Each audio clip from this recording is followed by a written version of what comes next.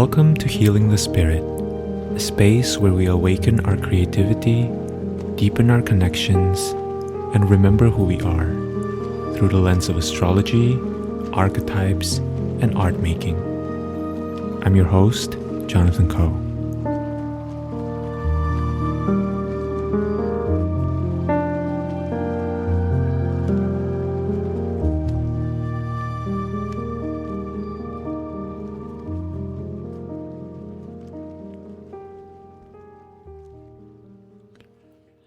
Hello everyone, welcome to Healing the Spirit and welcome to this episode. So I will be sharing some contemplations for the week of April 10th, 2023.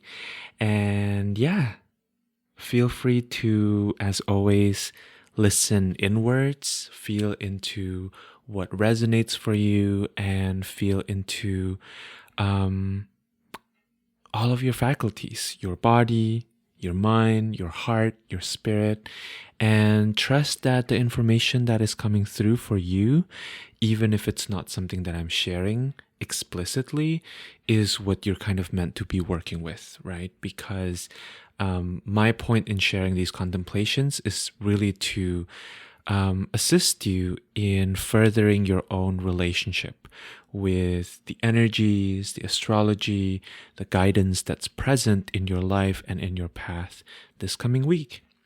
So this is an episode for the week of April 10th, 2023.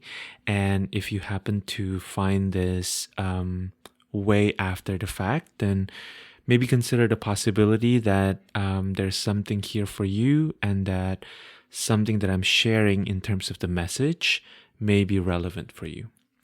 So let's begin with a little bit of an overview of the astrology of the coming week.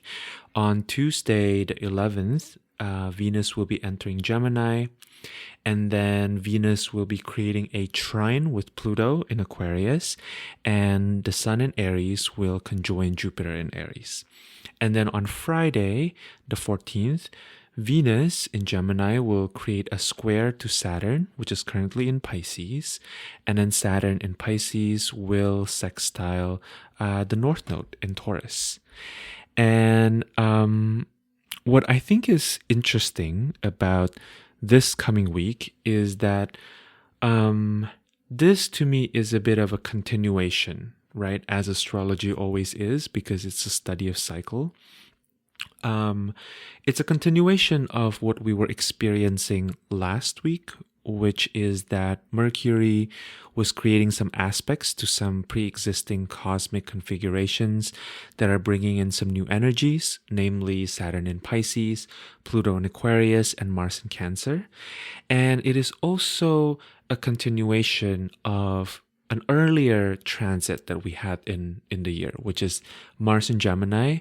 And this was a really significant transit because Mars was in Gemini for 7 months, which is a very long time for Mars to be in one sign, right? So there is, again, this theme of becoming more aware of what this new chapter is bringing to us, right? 2023 as a whole has been a lot about the introduction of some new energies that we haven't really been experiencing in the past couple years. And so from last week, from Mercury creating these aspects to Saturn, Pluto, and Mars, you may have ended the week with a little bit of an extra conscious awareness of what this new energy looks like or feels like specifically for you and your path and your life. This may either feel totally amazing or you may feel a little bit let down, right? Specifically, you may find that the ways that you've been moving may require a little bit of redirection, right? Based on what is becoming clear to you. As for myself personally, conscious awareness of some of these new cycles, some of these new energies has actually been making me feel a little bit annoyed. I've been feeling like, that feeling when you come into a party, when you first move into a new city, when you are realizing that you no longer have some of the same anchors as before, right? Maybe some of these new friends at this party have totally new references. They have new jokes that you are not totally familiar with. And maybe they're totally nice, right? Like maybe these new friends are welcoming. They are bringing you into their circle with a lot of openness, and they're curious about you. But there's still a sense of growing frustration because this is a totally new environment for you, right? And some part of you may be really annoyed or really pissed off that you have to adjust, that you have to learn a new set of references and new ways of being.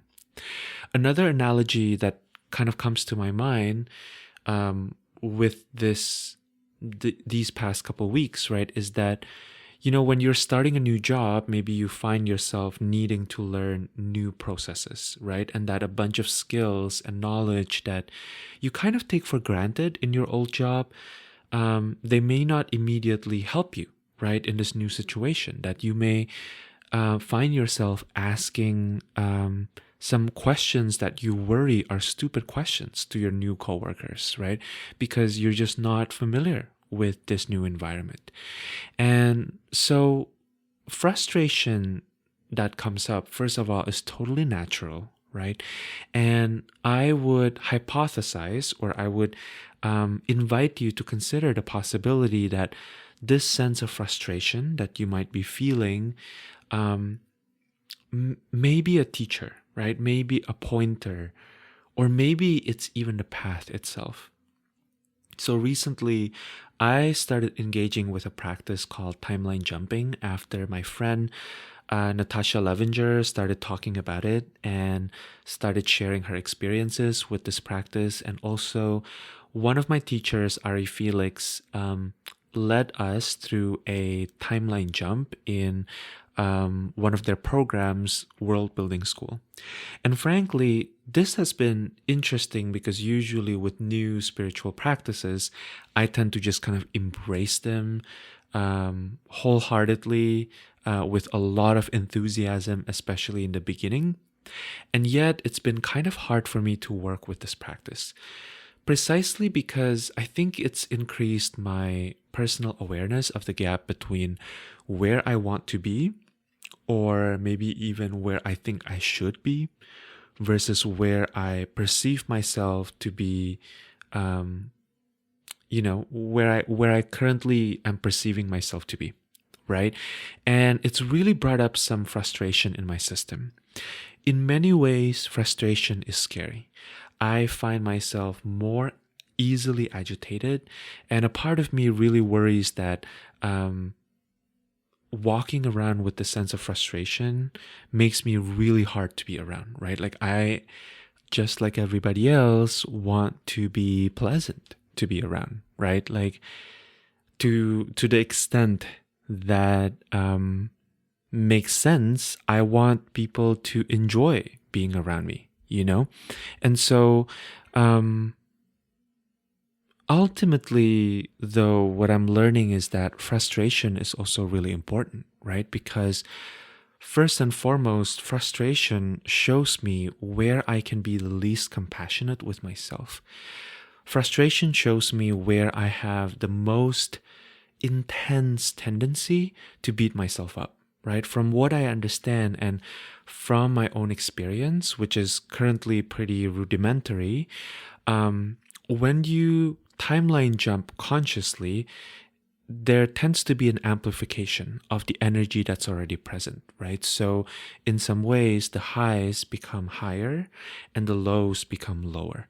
So as I deeply investigate these experiences of frustration, I'm realizing that it's not timeline jumping that's making me more frustrated with the gaps that I'm experiencing in my life, but that timeline jumping is making me more aware of those gaps, right? So in some sense, I am realizing that I've been experiencing this low hum of frustration with these gaps that I perceive in my life, and that timeline jumping simply made these frustrations come up to the surface, right?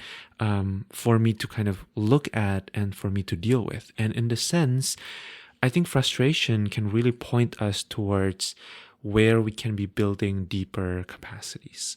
It shows us where we can naturally expand our window of tolerance, right?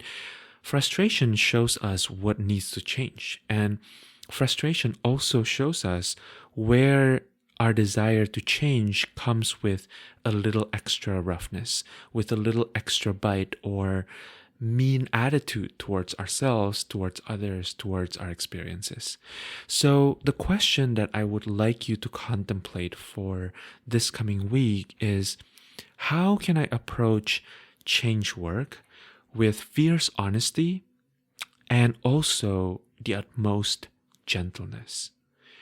And how can I allow transformations to unfold naturally while also releasing any ideas, any fantasies, any pictures that I have of what perfection looks like, or that the process of transformation needs to be perfect at all? So, to ground it in astrology, Venus entering Gemini is a really interesting occurrence, right? Because as I mentioned earlier, Mars spent about 7 months in Gemini, right? Which is a very long time for Mars to be in one sign. And so I think we will be experiencing a little bit of a contrast, right? In this area of life, in this sphere of experience that is Gemini. Venus is lighting up again that Gemini realm.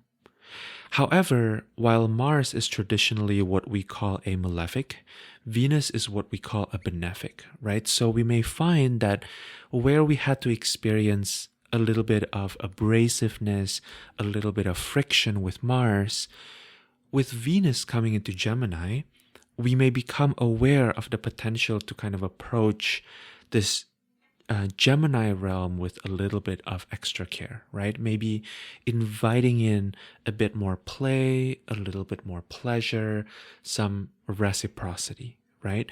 We may find that there are areas in our lives where we've had to be a little bit sharp, a little bit pungent, a little bit spicy in order to accommodate for Mars and the agenda of Mars, which to me, the primary agenda of Mars, right, is about increasing our tolerance for heat.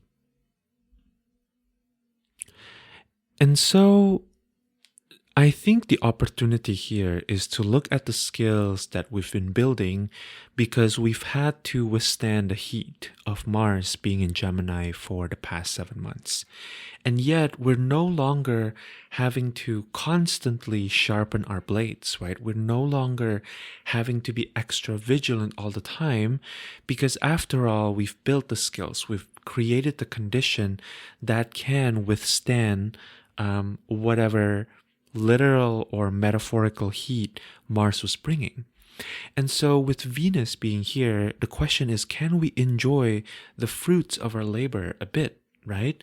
Maybe one example, one analogy that is in keeping with Gemini being associated with languages is that during Mars transiting Gemini, we've had to kind of practice our debate skills, right? It's kind of like, imagine yourself having been training for a debate competition, right? Where you've had to teach yourself how to defend your own perspective, how to sharpen your own arguments. At the same time, this experience, while it may be exhilarating, while it may be bringing up a lot of excitement and maybe even kind of zest, right? It may also be exhausting, because when you are listening to another person talk and you're having to constantly scan for the weakness in how they're constructing their arguments, right? You have to be on your guard all the time, right? You have to be on all the time. Whereas during Venus in Gemini, right, which we'll be experiencing for the next month or so, we are kind of done with this debate competition training, right? And now we're just having coffee with a friend. And so there may be a little bit of an adjustment, right? If you've been used to kind of listening to another person talking and analyzing the flaws in their argument so that you can kind of jump in and attack those flaws, right? Now, if you're just having coffee with a friend and you're just chatting, right? Maybe there are points in the conversation that invite in a little bit of debate, right? Or healthy disagreements or discussions. But mostly we're really using our words to signal and build and bridge a certain kind of heart to heart connection with this person, right? And the objective of grabbing coffee with a friend isn't to really find fault in your friend's argument. I mean, maybe some of us like to do that, right? With the right kinds of friends, but rather most of us connect with friends or catch up with friends in order to really savor and enjoy the moment and to increase this contact nutrition, right, that we can cultivate with this person. And so similarly, in our journey of transformations, in our journey of healing, we may find ourselves becoming aware that the point of transformations, the point of change work, isn't to constantly be in the space of pushing, of winning, of getting to new heights, right? The point of healing is to actually more deeply enjoy the present moment, to really enjoy the things that are worth enjoying in this life, right? Or the things that make this life worth enjoying or worth being in. The whole point of doing the work is so that you can really enjoy your existence as a human being on earth, right? The point is not really to win at anything, because even for those of us who are type A, who likes to win, the point of winning is so that you can enjoy the experience, right? Or whatever you think is on the other side of that experience. And so it's also interesting to be considering how Venus this coming week is going to be creating a trine with Pluto in Aquarius, and then a square with the ruler of that Pluto in Aquarius, right, which is Saturn in Pisces. And so Pluto is the archetypal force that we often associate with transformation, with death, and with rebirth, right? With the places where for so long, perhaps even for multiple lifetimes, if that's part of your cosmology, we've kind of held on to the belief that we don't have power over a particular situation, when in reality, we may actually hold great power, and perhaps our unwillingness or our fear to embrace that power is what's kept us powerless for so long.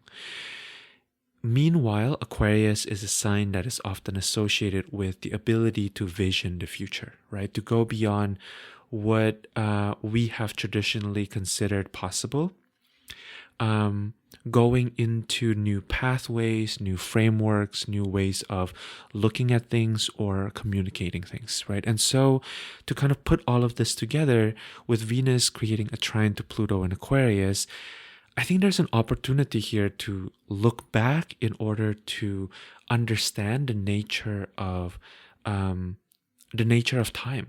as we experience it, right?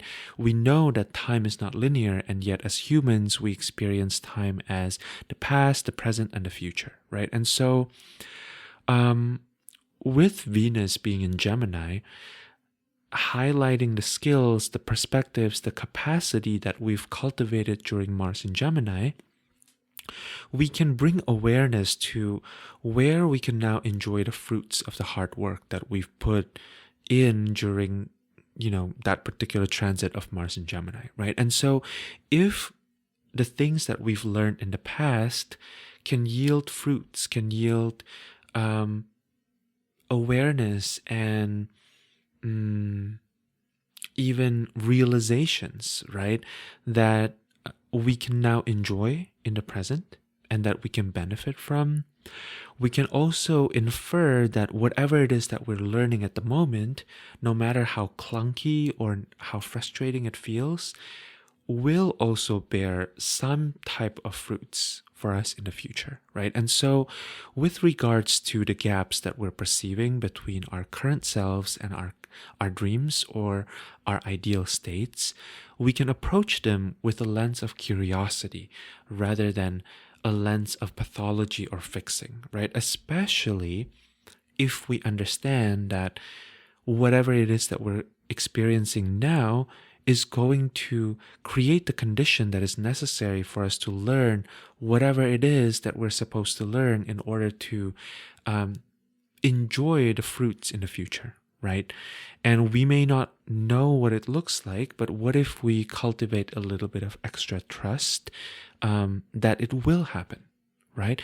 And so we can kind of relax ourselves from this compulsion that our culture has conditioned us to constantly be in search of, with fixing ourselves or fixing the situations we find ourselves to be in, right? Rather than simply being there, simply being present to the situation that we find ourselves in. I'm currently reading a book called The Courage to be Disliked by Ichiro Kishimi and Fumitake Koga. And in this book, they were talking about the work of the psychologist Alfred Adler.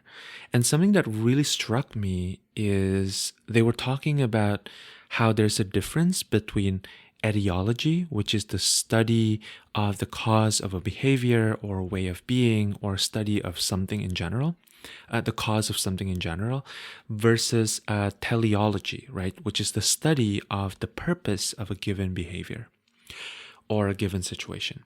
So to expand it a little bit further, to ground it in our discussion about what we perceive to be the gaps, right? What if rather than asking what is the reason or why does this gap between who we are and who we want to be, why does it exist? What if we redirect the question or reframe our perspective to what are we getting out of maintaining this gap, right? What is the purpose of this gap? So for example, maybe the gap that I perceive in myself is that I tend to procrastinate, right? Which is totally based on true stories. I don't get things done until the very last minute, right? So rather than asking, why do I procrastinate? Or what is at the root of my procrastination, which can feel very blamey because to me, it really has this subtext of I need to figure out what is at the root of my procrastination so I can rid myself of this habit once and for all, right? I can instead ask myself, what am I getting out of this procrastination, right? And to not only engage in a reframe, but to really sincerely ask myself with curiosity, as if I were a friend that I love and respect dearly. And to also treat the question not as a weapon, right? But as a very real and valid question that is born out of curiosity. I think this is very much the Venus in Gemini wisdom, right? I think the Venus in Gemini wisdom is that there's beauty in curiosity. There's beauty in true, sincere questions that come from the heart. And that the power of curiosity is that it opens up possibilities for actual, rooted, embodied, felt understanding. Rather than its alternative, which is a surface level knowledge that's often clouded with judgments and assumptions and not really rooted in attunement to the situation, right? Or the whole person. So to go back to what I was sharing earlier about timeline jumping, something that I'm learning from engaging in this practice is that on a deep unconscious level, I hold this belief that my future is something foreign, that my future is something totally different from my present state, that the future is out of my reach, right? That the future is abstract, or that in order to experience the kind of future I want to experience, I need to radically change myself because who I am in this very moment is flawed and is an obstacle to the future that I want to be living out, right?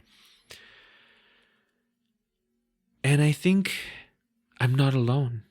I think a lot of us hold this belief that unless we change ourselves radically, unless we change our societies radically, we can never live the lives that we want to live. We can never see the world that we want to see. And I have a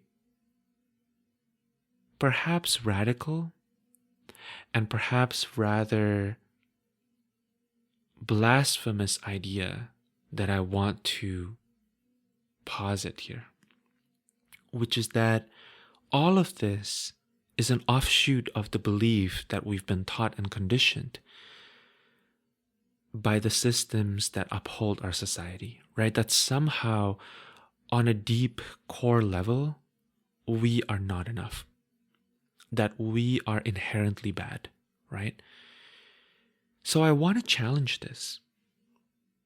And I want to invite us to approach the future and future making from a very different perspective, which is perhaps to hold the possibility, even if only ever so slightly and ever so lightly, that maybe your future self is some version of your current self, and that your current self is some fraction of your ancient self, the part of you that has always been there through different timelines, through different lifetimes, through different iterations or chapters of your own current lived experience.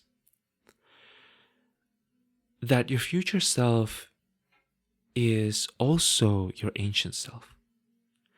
What if the only thing you need to do is to be more of yourself in order to achieve your dreams? What if you only have to deepen into who you've always been because the future is already and always within you?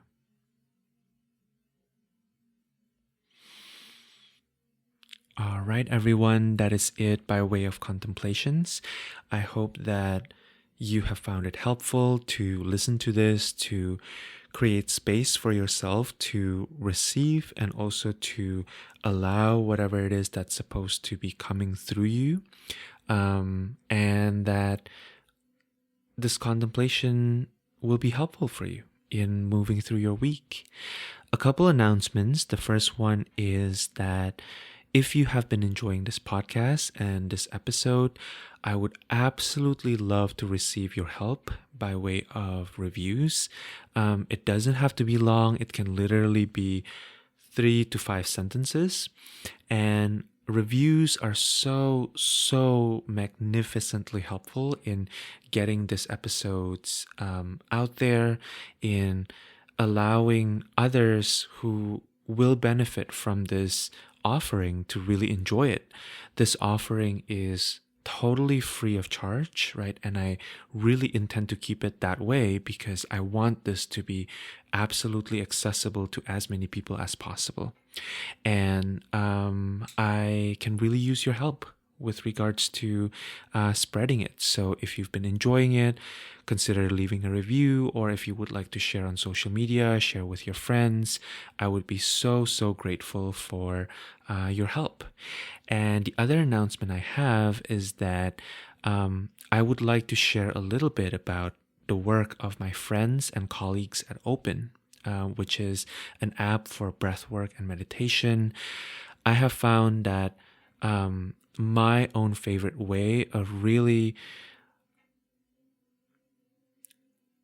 settling into my life, into the week, into my experience, especially when things get difficult, which I think in 2023, with all of the changes that are happening astrologically, energetically, it can be quite challenging to stay in the present moment. And I think one of the best ways to do that is absolutely to cultivate a meditation and breathwork practice. And as much as I love um, sitting in silence, really engaging with my own system and my own self with these practices, oftentimes it's not possible because it's just too challenging to sit down in silence by myself, right?